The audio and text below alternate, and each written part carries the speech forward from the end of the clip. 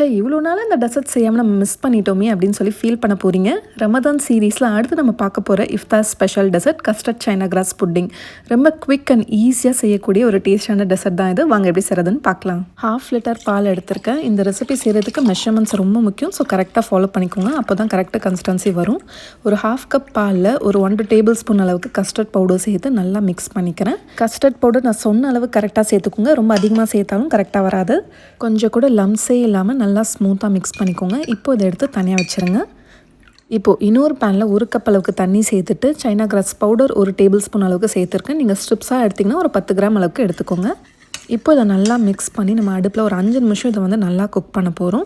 நீங்கள் ஸ்ட்ரிப்ஸாக எடுத்தாலும் இதே மாதிரி தான் அதை தனியாக குக் பண்ணி எடுத்து வச்சுக்கோங்க.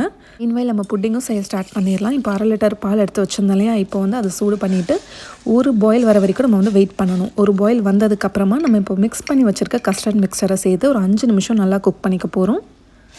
இது உடனே திக்காக ஸ்டார்ட் ஆயிரும். ஸோ மீடியம் டு லோ ஃப்ளேமில் வச்சு குக் பண்ணுங்கள். இப்போ நான் வந்து சுகர் ஒரு 1/2 கப்புக்கு கொஞ்சம் கம்மியாக வந்து நான் வந்து சேர்த்துருக்கேன். உங்களுக்கு எவ்வளோ ஸ்வீட்னஸ் பிடிக்குமோ உங்கள் டேஸ்ட்டுக்கு ஏற்ற மாதிரி நீங்கள் சேர்த்துக்கோங்க.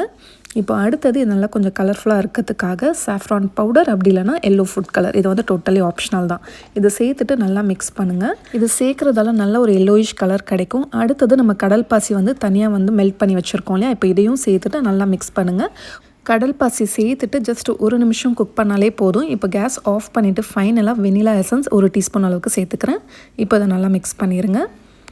இப்போ உடனே நம்ம வந்து புட்டிங் ட்ரேக்கு இதை மாற்றிடலாம்.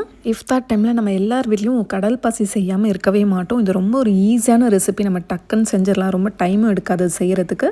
இது கம்ப்ளீட்டாக ஆறுனதுக்கப்புறமா நட்ஸ் வச்சு டெக்கரேட் பண்ணிக்கோங்க. நான் வந்து பாதாம் பிஸ்தா வச்சு அதுக்கப்புறம் கொஞ்சமாக சாஃப்ரான் வச்சு கார்னிஷ் பண்ணிக்கிறேன். இது கம்ப்ளீட்டாக ஆறுனதுக்கப்புறமா ஃப்ரிட்ஜில் மினிமம் ஒரு 2 ஹவர்ஸ்க்காச்சும் வைக்கணும்.